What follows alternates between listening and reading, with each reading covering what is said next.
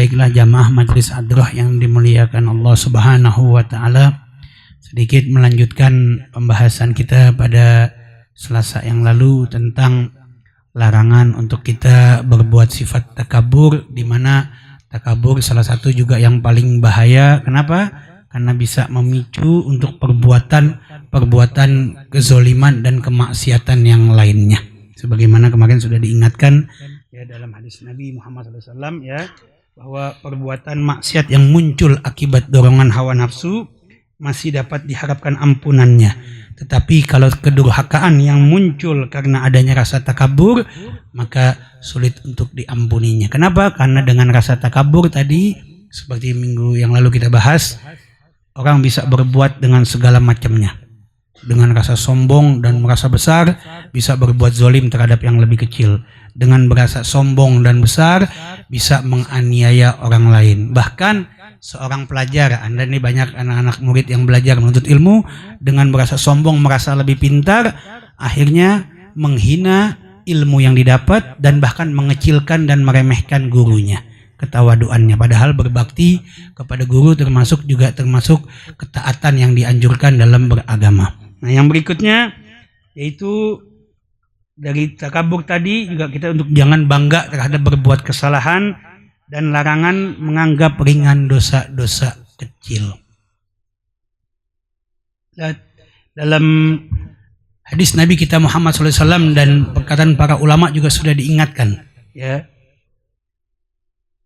Man aznaba zanban, sebagaimana dikatakan dari ahli zuhud, barang siapa yang merasa bangga dan perbuatan dari dosanya, maka Allah akan melemparkannya ke dalam neraka jahanam. Kemudian yang berikutnya juga, wa an ba'dal hukama la tahqiru dzunub sigar fa innaha, diriwayatkan dari sebagian para ahli hukama, janganlah kalian menganggap ringan dosa-dosa kecil, dan karena sesungguhnya dari situlah muncul dosa-dosa yang lebih besar. Nah, ini penting. Kadang-kadang kita perkara-perkara yang kecil nih dianggap ringan, dianggap gampang, lupa. Misalnya bohong, nggak jujur dari hal yang kecil, lama-lama begitu besar menjadi bala dan musibah. Jadi jangan anggap enteng dosa dari yang kecil, kalau dikumpul-kumpulin lama-lama jadi banyak. Satu orang berbuat banyak, umpama satu dosa yang besar 100, dosa kecil 1, tapi kalau dilakukan berulang-ulang kadang-kadang nggak berasa, sedikit, lama-lama menjadi bukit, jadi banyak yang begitu. Contoh, menyepelekan waktu sholat padahal termasuk hal yang besar loh. Kelupaan, ketiduran. Kalau sekali ketiduran dimaafkan. Tapi kalau terus-terusan, namanya bukan ketiduran, namanya sudah melalaikan dan menghina daripada syariat agama. Kenapa? Karena dia tahu tentang kewajiban perintah sholat 5 waktu. Nih, hati-hati nih, yang mau nonton bareng nih, nonton bola bareng mau, nonton malam begadang mau, giliran sholat subuhnya susah mulu. Banyak yang begitu? Banyak gak? Tuh, ibu-ibu yang nyaut tuh, Bu, besok anaknya kalau nggak sholat subuh ke masjid, jangan kasih nonton bareng lagi keluar, motornya sita, handphonenya sita. Harus tegas pendidikan. Jangan anak dibiarin nggak sholat, didiemin aja. Lama-lama hal kecil, lama-lama jadi besar, dianggap menyepelekan. Kalau sama Allah aja udah nggak takut, apalagi sama orang tuanya nanti. Makanya nih, jangan anggap ringan dosa-dosa kecil. Ini hal yang dalam hal yang terlingkup. Hal yang besar juga banyak. Kalau bohong, jangan korupsi, jangan bohong nih dari hal yang kecil nih. Kalau dikasih amanat pekerjaan, yang jujur. Dari hal kecil kita biasa, nggak apa-apa. Kadang-kadang nih anak-anak nih disuruh beli apa, yang paling gampang hal yang kecil dulu, nggak usah urusin negara yang gede-gede dulu deh. Yang kecil dulu, disuruh belanja ke warung sama ibunya, beli cabe, harga di warung 4.000, dibilang sama anaknya berapa? Lagi naik Bu, 7.000. Kembaliannya lupa, nggak dikasih sama ibunya. Ada nggak begitu? Padahal kasih dulu kan, kalau ibunya mau ngasih lebih nggak apa-apa. Itu dari hal kebiasaan bohong. Nanti begitu dewasa anggap bohong itu biasa, begitu kerja ambil duit, lama-lama korupsi seperti saat ini. Kan saat ini di Indonesia Masya Allah kan, Korupsi dibiarin kan? Yang korupsi bahkan nggak boleh ditangkap sama KPK BUMN, tapi rakyat. Nih makanya nih sekali lagi nih, kalau diingetin sama ulama biar denger nih. Sekarang biar tahu nih, yang punya rumah, punya tanah warisan kalau nggak ditempatin berapa tahun? 2 tahun diambil. Bukan hanya tanah, sekarang baru lagi nih mau ada aturan baru lagi nih, duit. Kita disuruh nabung di bank. Nah kan kalau nabung kan orang kan jarang pakai. Misalnya habis nabung, belum ada rezeki, naruh dulu di celengan, tahu udah banyak baru ke bank.